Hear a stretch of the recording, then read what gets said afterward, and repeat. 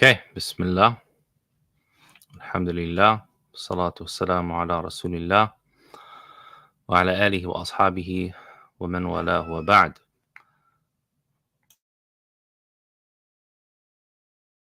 اللهم علمنا ما ينفعنا وانفعنا بما علمتنا وزدنا علما يا رب العالمين.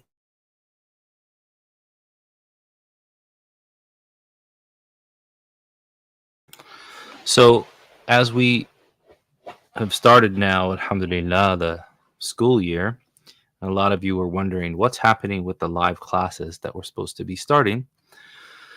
Well, to be frank, it was simply a function of getting everything arranged and making sure that I had everything in place to be able to teach. I knew my schedule. My schedule in the beginning of the year with daytime classes, clients, um, research, all of that was still kind of up in the air until last week.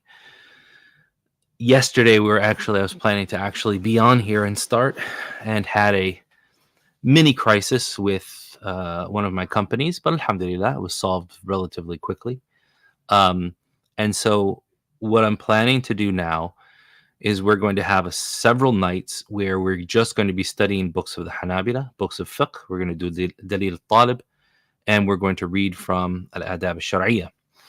Other nights, we will be doing Al-Qawa'id al-Fiqhiyya al-Muta'alliqa bil-Mu'amalat, which will be the Islamic legal maxims that are related to mu'amalat, and some issues of Islamic finance and business law. And all of that will essentially develop as time goes on.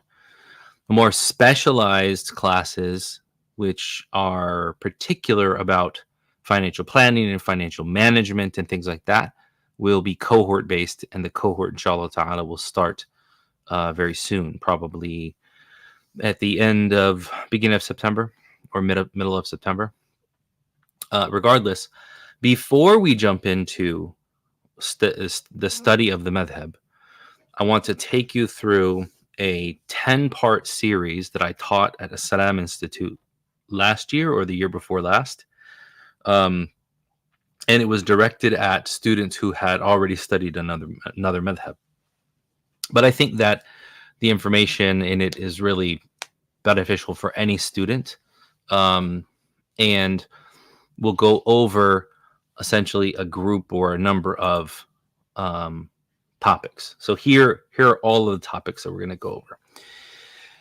Today, we're going to talk about the history of the school, its founder, its development, its geography, and its effect.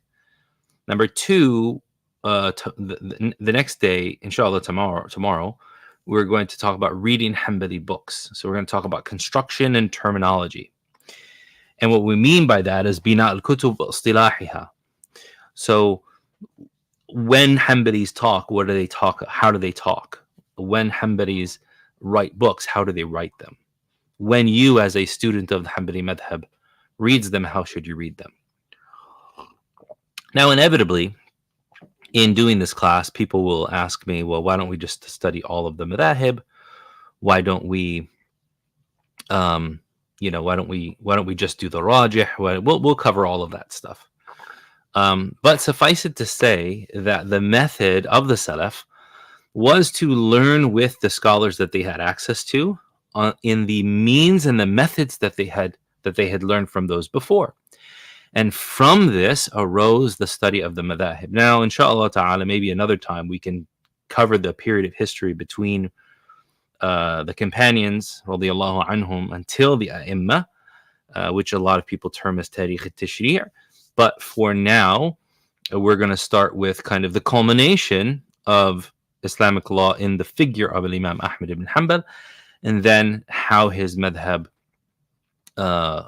developed.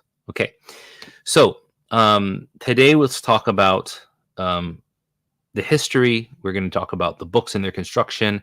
Then we're going to have 3 lectures. This is where we're going to go from Imam Ahmed to Abdul Qadir Jilani.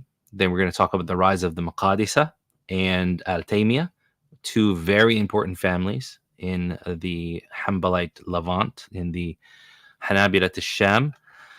Then we're going to talk about al-Buhuti. We're going to go from al-Buhuti all the way to the time of Ibn Ibrahim, rahimahumullah ta'ala, rahimallahu ta'ala al-Jami'.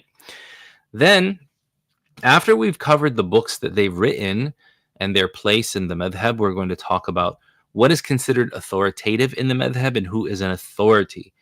Because the other day I read a very insightful post by our brother Sheikh Mas'ud Vahidi, who was expressing how there are people who will, for example, dig up a minority opinion in one of the madahib, present it as normative, and then kind of build everything around that.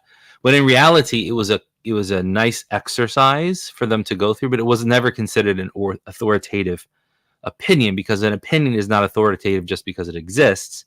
It is authoritative because of what it is based on. So where do we get that from?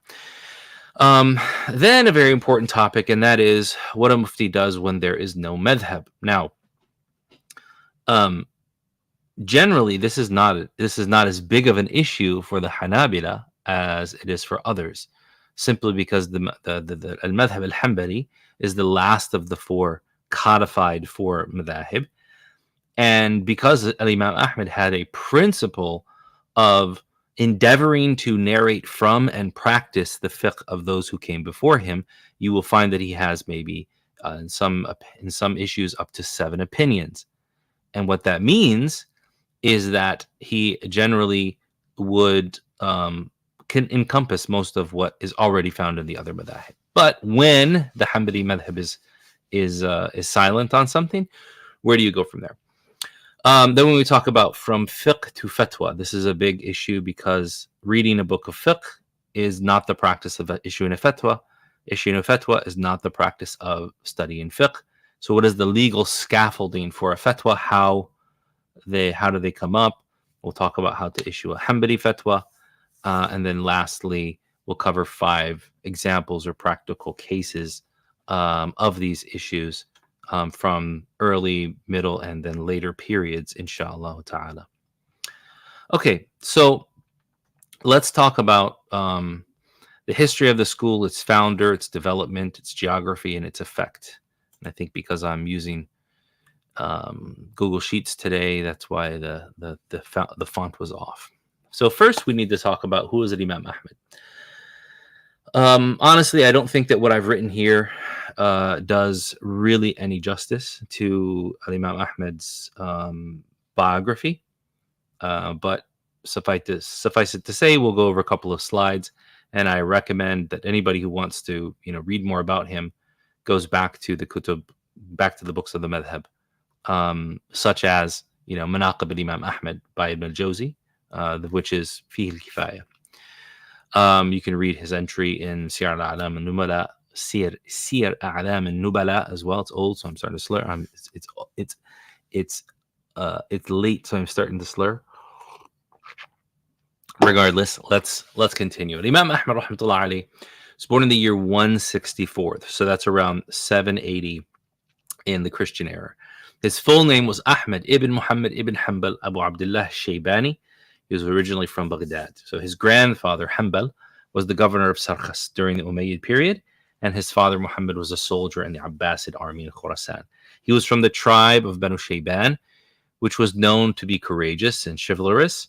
And he was descended from a pure Arabic lineage that coincided with the lineage of the Prophet sallallahu alaihi wasallam in his great-grandfather Nizar ibn Ma'ad ibn Adnan from the tribe of Banu Bakr ibn Wa'il. His mother, Safiya bint Maymuna, was also from the tribe of Shayban. So his father died when he was 30.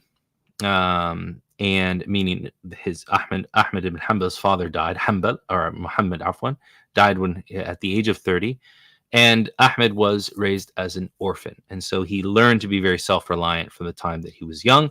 He began studying the hadith of the Prophet sallallahu alaihi wasallam when he was around 15 years old, and he sought knowledge from the great masters of his day, in Baghdad. So Baghdad was already a center of learning. He also traveled to the cities of Kufa and Basra. He traveled to Mecca, to the Hijaz in general, to Medina, to Yemen, to Syria. He made 5 pilgrimages to Mecca, where, of course, he would meet numerous scholars from all over the world. It said that 3 times of those 5 was on foot. And because of this, he was the most well-traveled of the 4 imams and met the largest number of scholars to come before him out of all 4 imams. He was a master in the field of hadith, on the field of fiqh al-hadith, and he memorized more than 100,000 hadith, according to many reports. Now, what does that mean when he says he's memorized 100,000 hadith? It doesn't mean that there's 100,000 texts of hadith that he memorized. But you can have one hadith, like إِنَّمَا الْأَعْمَالُ بِالنِّيَّاتِ, and it has 10 different chains of narration. So those are considered each 10 hadith. And so there's a concept that's many times misunderstood in the collection and classification and the grading of hadith. The grade of the hadith is actually not simply based on the individual narrators for one chain, but it's actually based on the superfluity of that narration amongst the early generations of Islam. So you had some of the early scholars of hadith. I believe it was Shu'bah ibn Hajjaj. I believe it was Shu'bah. I may be wrong. It might have been Al-A'mash, who said, "La afhamu al-hadith hatta ajma'uhu min 40 wajhan." I never understand a hadith until I have gathered it from 40 different facets, meaning I have 40 different chains that are all telling me that everybody is in agreement. So I have somebody from Spain, I have somebody from Morocco, I have somebody from Egypt, I have somebody from Baghdad, I have somebody from, Bukhara, I have somebody from Sindh. I have all of these 6, 7 different places, each narrating the same thing, maybe minor variations in a waw and a fa and things like that, but each narrating the same thing, which shows me it's impossible for somebody who's in Sindh to agree exactly with somebody who's in a Maghrib. That's impossible to narrate this exact same thing. So therefore they were not lying, right? So it's important to understand that, because the masters of hadith, and Imam Ahmed was from amongst them, had gathered so many different narrations of hadith that they were able to make determinations about the veracity of these hadith because of the sheer number of narrations they had access to. Okay. Now, Imam Ahmed was also a master in other branches of knowledge. This includes tafsir, fiqh, and history, biographies of narrators, and others. And so I'm not going to even entertain the whole thing. Was Ahmed simply a muhaddith and not a faqih? As it's just simply not true. Number one. And whoever wants to, read what his contemporaries, like Imam Shafi'i and others, said about him, and you'll find that they had a deep respect for his fiqh and a deep respect for his opinions. Imam Ahmed, he lived a very simple life. He lived a life of asceticism. His self-denial. He would many times eat very simple foods. And because of this, many people preferred to study with him. So he had many disciples. He had 8 children. The 2 most well-known of them are Salih and Abdullah, both of whom narrate from him books of Masail. And despite all of his achievements and all of his narration of hadith and his tackling issues of fiqh and so on and so forth, he is perhaps most well remembered for the mihna, which was, or fitnat khalq al-Quran, the trial or the tribulation about the createdness of the Quran. And so Imam Ahmed was staunch in that the Quran is the speech of Allah. It emanates from him, or it comes from him, and to him it shall return. It is uncreated, eternal, and an attribute of him. This was in difference to the Jahmiyyah and the Mu'tazila of the time, who held that the Quran was created. And so Imam Ahmed was jailed and tortured for about 2.5 years. During this time, he was brought to the palace of the Khalifa, and he was asked to renounce his creed, to the point that the scholars, because of the staunchness of Imam Ahmed in defending the creed of Ahl Sunnah wal Jama'ah at that time, the entire Muslim Ummah has coalesced around his imamate, right? In that he is a leader of Islam, to the point that Imam al-Muzani, rahimahullah ta'ala, the chief student of the Imam al-Shafi'i, wrote a book on Aqidah. And what did he say?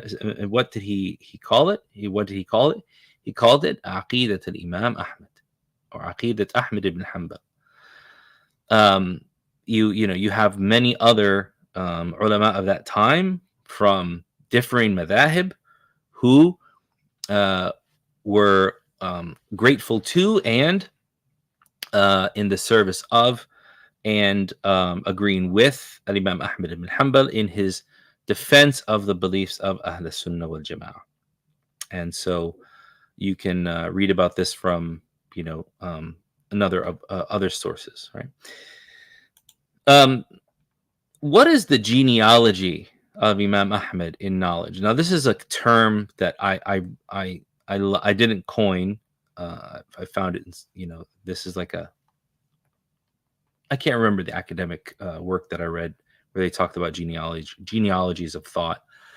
But I like this idea as kind of an expression of, it's not necessarily, the verbatim narration of a text or an idea, but, as Imam Ahmed was an Iraqi and the Ahnaf are also Iraqiyin, there's going to be some resemblance, just as if a person is from a family, there's going to be, resemblance from them, or he's going to resemble them in some way. So when we go to Imam Ahmed's teachers, we can see that, as we mentioned, he was the most widely traveled of the Ai-Imma, and therefore he had the kind of largest swath of information to draw from. And if you go back and kind of trace from Imam Ahmed through his immediate teachers and back through their teachers, back to the companions, you will find that he really did gather an immense amount of information about the early generations of Islam. So one of his most notable teachers is Qadi Abu Yusuf. So Qadi Abu Yusuf, one of the most famous students of Imam Abu Hanifa, was one of Ahmed's teachers in hadith. And Imam al-Shafi'i, who would benefit from Ahmed in hadith, and he from al-Shafi'i in fiqh and usul. Hushaym ibn Bashir, Ibrahim ibn Sa'ad, Sufyan ibn Uyayna, Abbad ibn Abbad, Yahya ibn Abi Za'idah, and others were other scholars that he had learned hadith and general knowledge from. And as we mentioned before, he had traveled to all these different places around the world, giving him insight into many of the traditions and narrations and information and fatwa that were narrated at that time. For example, one of the most famous books of Masail from Imam Ahmed is Masail al-Kawsaj.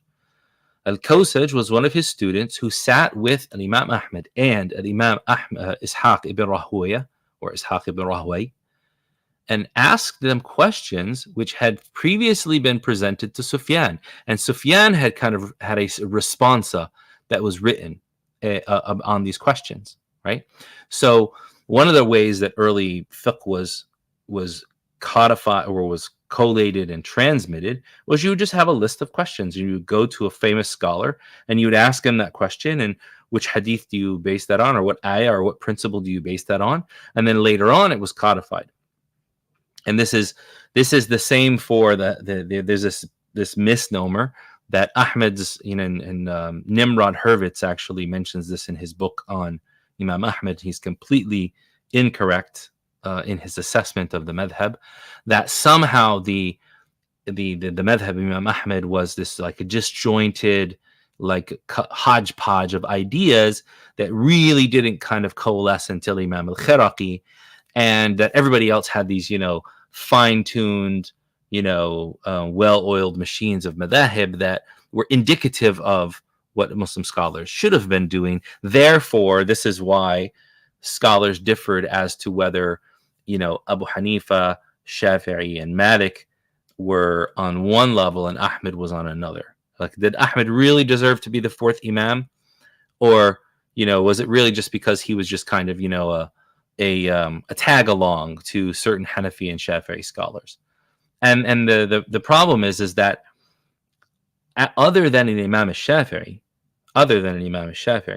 okay, none of the four Imams actually wrote his own fiqh, even Malik. So Malik wrote al-Muwatta, but his fiqh is narrated from him in the form of questions asked by his students, Sahnun and Al-Qasim and others, in al-Mudawwana, and then in the other books that came after that, Al-Mustakhraja and others,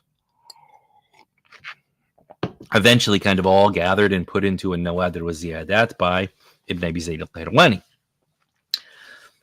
You have the same thing with the Hanafis, right? So in Imam Abu Hanifa, rahmatullah alayh, he had students like Al-Qadi Abu Yusuf and Muhammad ibn Hasan and Zufar and others.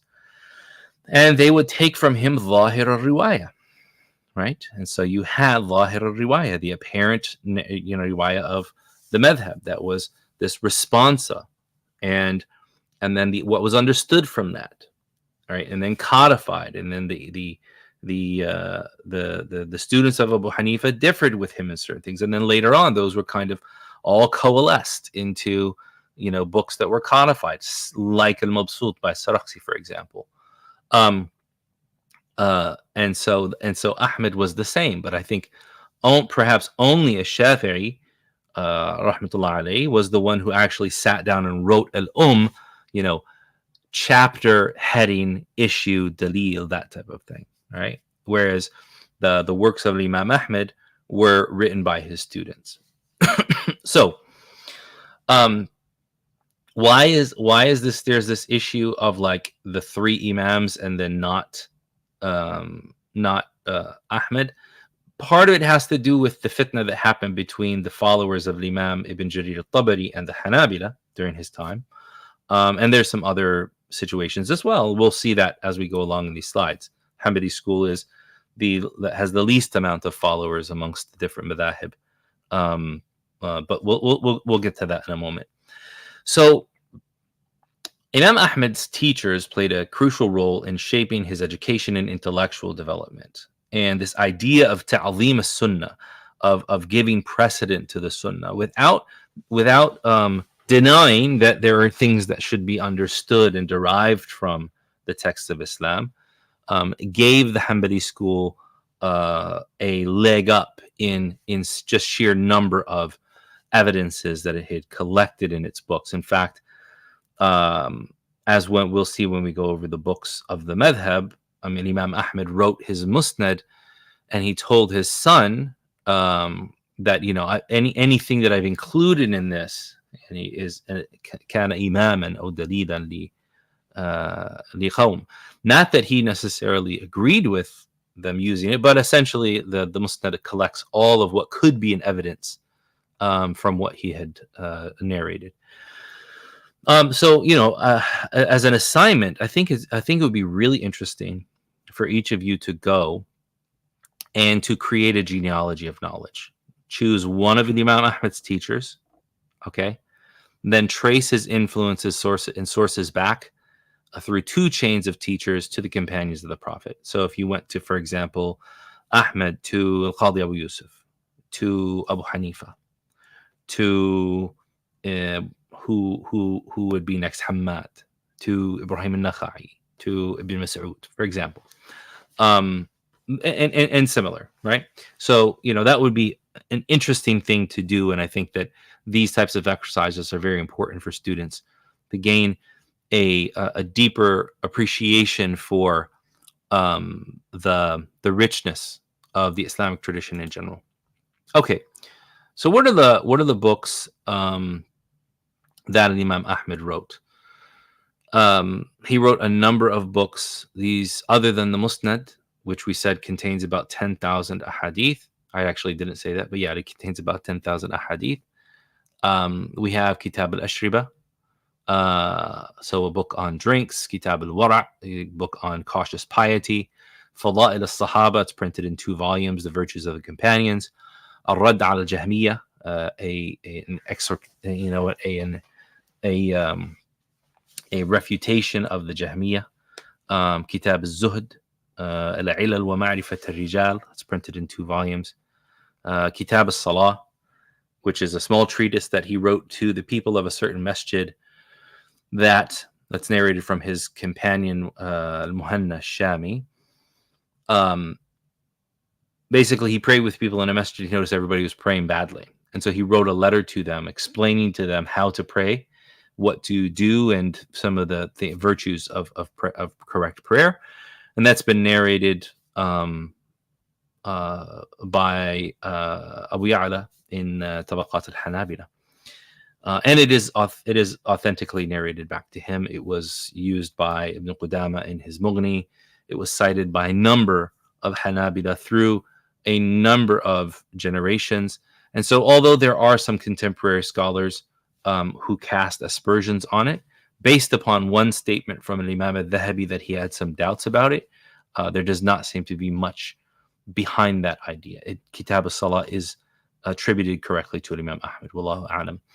رسالة إلى مسدد ابن مصرهد, التفسير, so he had a book of tafsir, and the book المقدم والمؤخر في كتاب الله, all of these books, written by Imam Ahmed. So, becoming an imam, Rabi' ibn Sulaiman, he said, Al-Imam Shafi'i said, Ahmed is an imam in 8 fields. He is an imam in hadith, he is an imam in fiqh, he is an imam in the Quran, he's imam in lugha, in the Arabic language, he's an imam in the sunnah, he's an imam in al-zuhd, he's an imam in al-wara', so zuhd, asceticism, al-wara', cautious piety, and al-faqr, in poverty. There were numerous people who praised him for his hadith knowledge and his fiqh. Abu Ubaid al-Qasim ibn Salam, he said,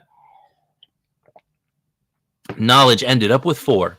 Ahmed ibn Hanbal, Ali ibn al-Madini, Yahya ibn Ma'in, and Abu Bakr ibn Abi Shayba. وَكَانَ أَحْمَدْ أَفْقَهُهُمْ. Ahmed was the most knowledgeable of them. Al-Athram said, once that I was with Abu Ubaid, I mentioned a fiqh issue.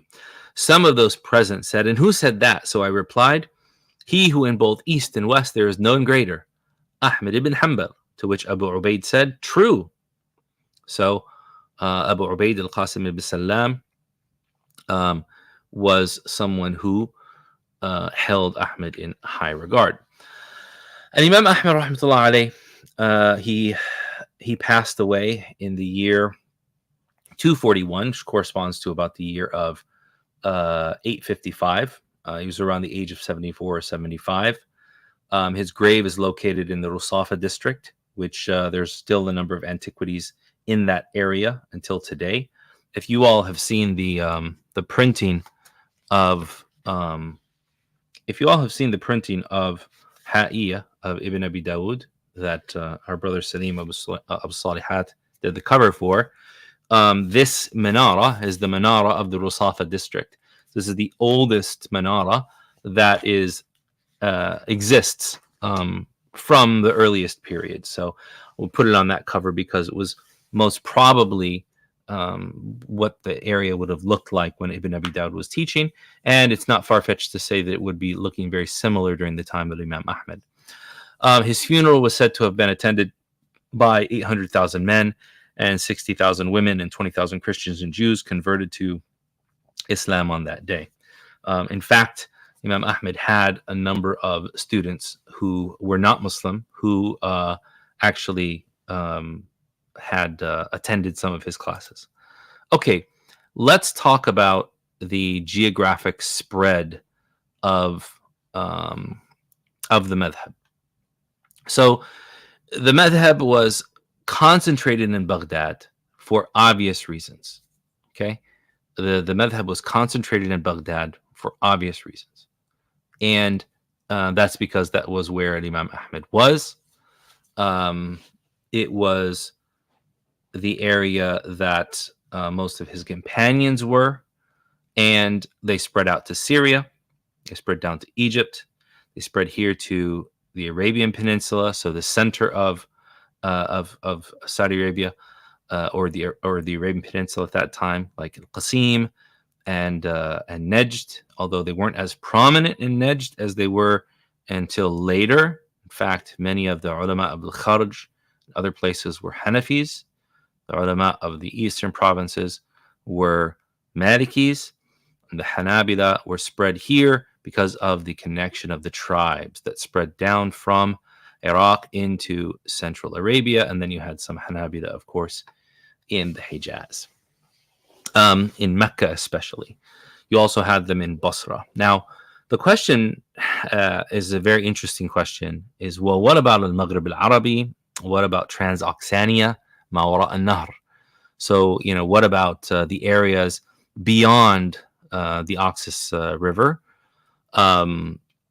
and the areas of Bukhara and Samarkand and all of these areas? Were there Hanabila there? Yes, there were, but they were very, very few. Were there Hanabila in al-Maghrib? I don't believe so. However, the books of the Hanabila certainly reached to those areas, and we find people throughout history who would come to the east to learn from the Hanabila. But you'll find, some of the books of the Hanabila referenced in the books of the Malikiya in al-Maghrib. What about beyond that? What about nowadays? Where's the spread of the madhab? Well, the madhab has spread actually far and wide now, and that is for the virtue of several things. Number one is the virtue of al-Jami' Islamiyya bil Madinah Munawwara, my alma mater, because of our study of the madhab amongst the other three madhahib. When I was a student there, we studied al-fiqh al-muqaran, we studied comparative fiqh, and outside, each student was encouraged to study a madhab and really dedicate themselves to that. So some students would study the Shafi'i school. Some would come to Medina having already finished madhab studies in their countries, whereas we who had not would simply find the most available durus and study there. And because many of the ulama of the Mamlaka were Hanabila, that became the easiest thing to study. And therefore, when students went back to their home countries, they started to study, or they started to teach the madhab as well. In addition to the accessibility of the books of the Hanabila, the use of textual dalil, textual evidence in the books of the Hanabila. You'll now find, Hanabila teaching in Bangladesh. You'll find Hanabila here in the U.S. Inshallah, one of our brothers went to Tijuana and found a brother giving durus. I believe it was from Akhsar al-Mukhtasarat. So the madhab has spread far and wide. So I joke with the brothers, and I say that if there were Hanabila fi ma wara al-Nahr, then we would be Hanabila fi ma wara al-Bahr. We would be the Hanabila that are beyond the ocean instead of beyond the river. The important thing about the study of the madhab is not to be muta'assib, is not to be a blind follower. And what that means is that it doesn't mean you pick and choose from the madhab what you want. It means that you don't take the madhab as some kind of thing that it becomes a reason for wala and bara upon. You don't use the study of a legal system to become a reason for denigrating and hating and causing rifts between Muslims. And I think that as a tarbawi kind of pedagogical approach, that it's very one thing to read is the Masail of al-Kawsaj, because you have Ahmed and Ishaq, both imams of fiqh and hadith, being read to them the questions and answers that were given to Sufyan, also an imam of fiqh and hadith, and then at many times disagreeing with each other, sitting right there in front of each other. And the way that they handled that disagreement was not to chastise each other and talk about who is right and who's wrong, but to simply disagree and say, this is what I based it on. So my point is that if you're going to study a madhab and you find that all you're doing is arguing with others and who's better, my imam's better, then you probably are just replacing something you used to do with this now. So if you were like a sports fan and you always had to have a team to support, then you might be a person who's engaging in those same kind of attitudes or same types of things with things based in Islam. And I tell brothers this all the time. A lot of times, you don't need a sheikh and a madhab, right?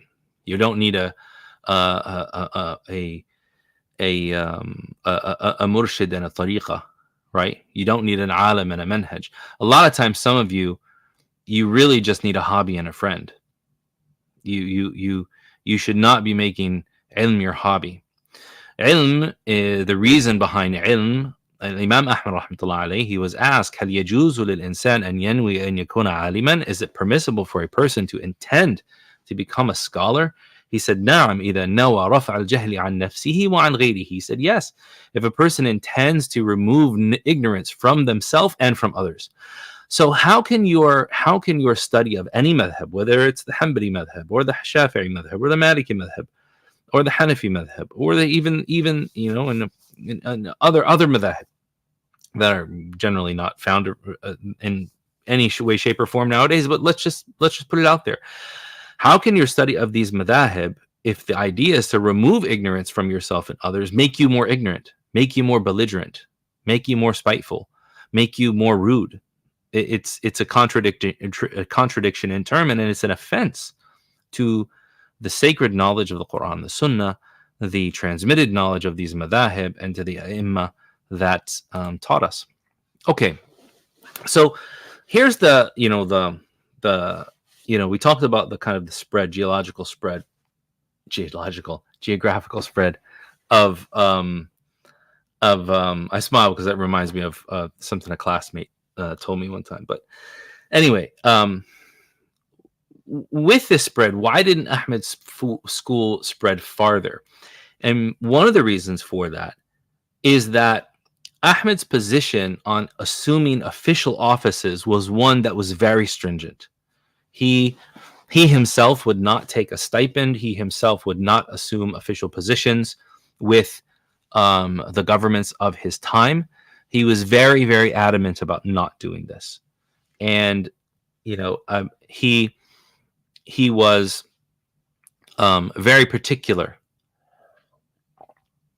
And I believe it was his son Saleh who, rahimahullah ta'ala, who essentially had a family and needed to make money, who eventually did take a position. He was unhappy with that. But the general aversion to taking official position meant that a person would not be in a situation where they were a mufti or a qadi or a mustashar or anything else, and therefore they would not have the kind of time and leisure that came with having a steady salary, and thus they would not have the effect that they had. So you can imagine that if you're giving fatwa in an area and people are saying, well, what did the mufti say? And it's all of your fatwa, people are going to follow that. Or if you are the qadi and you're saying, apply this ruling, people are going to apply that. It's one of the reasons why the Hanafi school spread the way that it did, is because al-qadi Abu Yusuf was a qadi. He was a judge, right? And so he and other of the early Ahnaf took those positions, right? And so there are benefits and positive and negatives that come from each. So the ability to gain position in fatwa and qada was influenced or did influence which schools would be studied. So if you found most of the muftin, most of the qudat of your area were being appointed from the Hanafi school, and you had not studied the Hanafi school, then it was less likely that you're going to go and redo everything and take a position. It would also mean that if you wanted a position, you would start off with the intention of doing that school rather than a school where there was kind of a general aversion to it. The idea that Ahmed's madhab was less prominent because it was preceded by other madhahib is not strong. in that Ahmed's madhab has outlived many other very influential and very prominent madhab, like the madhab of al-Awza'i, the madhab of al-Layth, the madhab of Sufyan, the madhab of al-Tabari. And so these were all preceding him or along, consecutive to him, and yet his madhab preceded, or his madhab succeeded them. So why is that? Well, I think it's because of two reasons. Number one is because during the Seljuk and the Mamluk codifications of Sunni Islam underneath their rule, they codified the four madhahib as being the Hanafi, Maliki, Shafi'i, and Hanbali schools, and they established official schools for them. And in fact, if you go to the Masjid of Sultan Hassan in Cairo, you can take a picture of Madrasatul Hanabila there at the masjid. And so that's one reason, is that in that late period there was official support for it as an official madhab. And there's a number of very, very interesting kind of political things that have to do with that, in like the struggles with the Safavids and all of that. We won't go into that. Another reason is that the madhab of the Hanabila is I believe what's a word that I can use? I believe the madhab of the Hanabila is the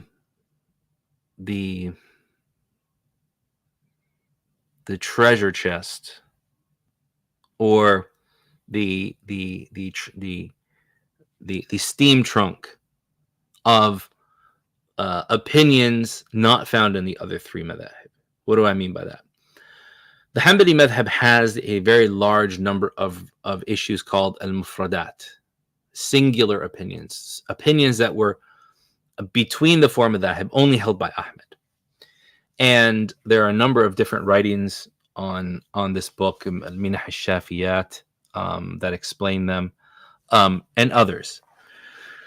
But the value of that is that Ahmed was essentially transmitting to people opinions that were transmitted to him, and so there is a large amount of fiqh salaf that is preserved in the madhab al-Hanbali, and that is extremely valuable in the study of fiqh. How do we know it's valuable? Because we find the scholars who are muhaqqiqeen. You'll find Nawawi, Ibn Hajar, Zayla'i.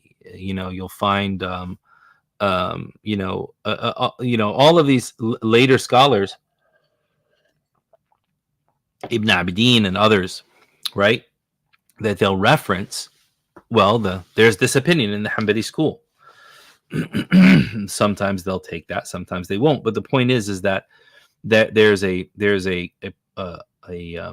principle of mass preservation of earlier generations in the Hanbali school, which I think was very, very crucial.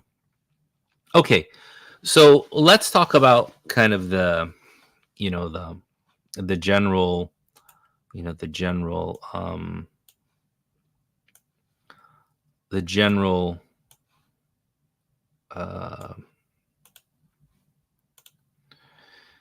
let's talk about the general development of the school, if we're trying to break it up into phases. So one is the making of a madhab. Okay, this is I call it the hadith phase. This is an Imam Ahmed's study, his travels. He's gathering all of the ahadith, he's narrating them, he's asking his teachers for their opinions and what can be derived from these ahadith. And so this is kind of this is where al-madhab tabalawar, right? This is where the madhab kind of like started to coalesce. Then there's the riwayah phase, and this is the phase of Ahmed's students asking him questions. Oh, you said this, what about that? You said that, what about this? This continues until you get to Abu Bakr al-Khalal in 311, who kind of consolidates. He looks at all of these students of Imam Ahmed, right? And he starts consolidating all of their opinions into Jami' al-Riwayat. And he tries to collect all, like we said, that was done in the Mudawwana, right? Like we said, that was kind of done in, in some of the books of the other madhahib. He kind of gathers all of these opinions in this book. And then that later on is summarized, like Ghulam al-Khalal in Zad al-Musafir and others. We'll talk about that book later. And then later on, this consolidation phase. So let's take all of these students and what they said, consolidate it into one area. Look at what was the same, what was different. Then we get to the establishment phase. This is where Al-Khiraqi in 334, he says, well, Al-Muzani took the Ummah of Shafi'i and he wrote Al-Mukhtasar. So I'm going to take the works of Ahmed and I'm going to write a Mukhtasar like that. And so now you get Mukhtasar al-Khiraqi. So Mukhtasar al-Khiraqi is the first Mukhtasar in the madhab. It's the most famous. It has the most it has a number of explanations on it. And so this was the establishment phase. This is now let's say, well, this is the official opinion. Well, how do we know it's the official opinion? Well, because we have, 9 out of 10 students of Ahmed. I'm just making that number up, but 9 out of 10 students of Ahmed saying that this was what his opinion was, right? How do we judge what the opinion was? Is it because of the sheer number? Was it because of what came later or earlier? We'll talk about that later. You have Abu Ya'la, similar and others, who continued this idea of the establishment phase of kind of now we're getting away from simply just narrating that the Imam said this and this is what it means, to this is what the Imam and all of these companions of his said, and this is what they took from that. Until we get to 620, where we get to Ibn Qudama al-Maqdisi, and this is what I call the first codification phase, where Ibn Qudama and Al-Majd ibn Taymiyyah were kind of they become the official madhab. And of course, that's another thing we'll talk about, when we talk about what's authoritative and who's an authority, what people go, this isn't the al-mu'tamad min al-madhhab. This isn't the established opinion of the madhab. Well, established opinion of the madhab in which phase of the madhab? So the madhab is not like, oh, I found this book of the madhab and this is what it says, and everybody who doesn't do this is wrong. No, that's not how it works. It is a kind of a living, breathing organism almost. And so Ibn Qudama in his time, he presented what he believed the madhab to be. Before that, if you had what was it, Abu Ya'la and Ibn Hamid agreeing that it was considered the madhab. Don't quote me on that because we'll do it in a couple later slides.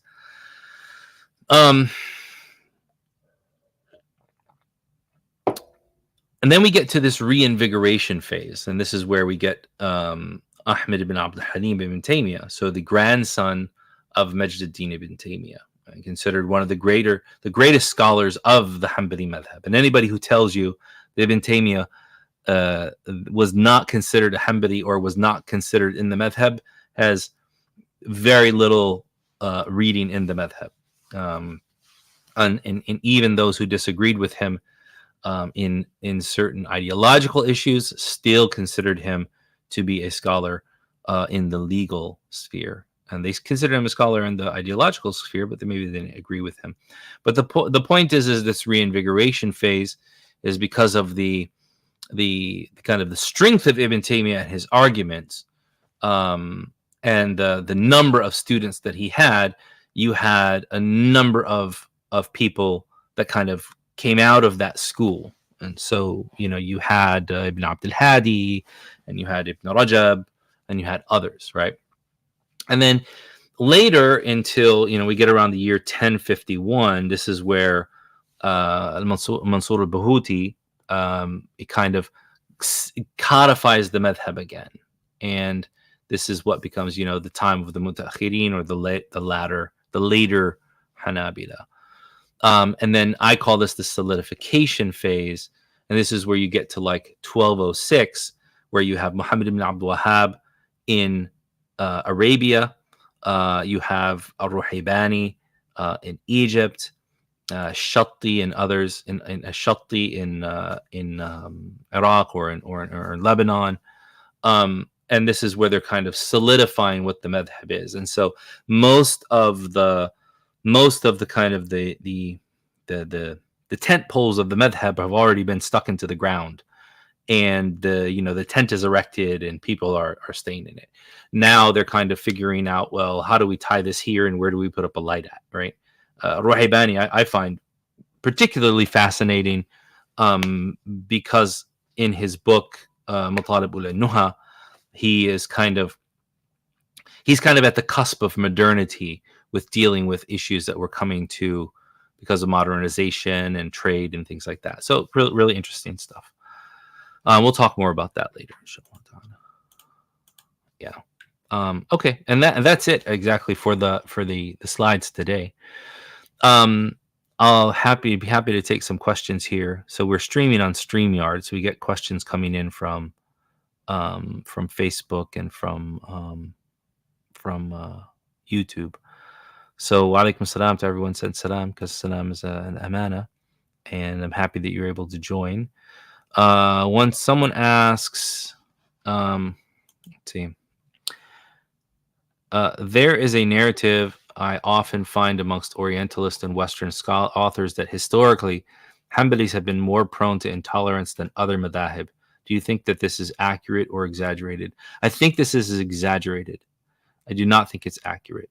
I think what they're basing their opinion on is particularly one phase of history in Baghdad when Hanbalis had kind of a modicum of political power, and I believe that was under Al-Qadir and of the Abbasids, and there was kind of the back and forth between Ibn Jarir al-Tabari and others. But I don't believe that this is something that's normative of the madhab. And I believe that anybody who wants to test the waters should simply go to Ahkam Ahl al-Dhimma, as narrated from Imam Ahmed, and read it. And you'll find that he is actually, in dealing with others, dealing with other faiths and other peoples and other like that, he is much more lenient than the other madhahib. In fact, I would say that the Hanbali madhab is probably the most lenient of the four madhahib in the area of mu'amalat, in the area of socialization, and in other areas. But it's that one particular period of history where there was political strife and thus social strife that has been kind of ported onto the rest of the history of the madhab. And then let's face it as well, if you approach the Islamic tradition, and this is a general critique of Orientalist and Western authors, if you approach the Islamic tradition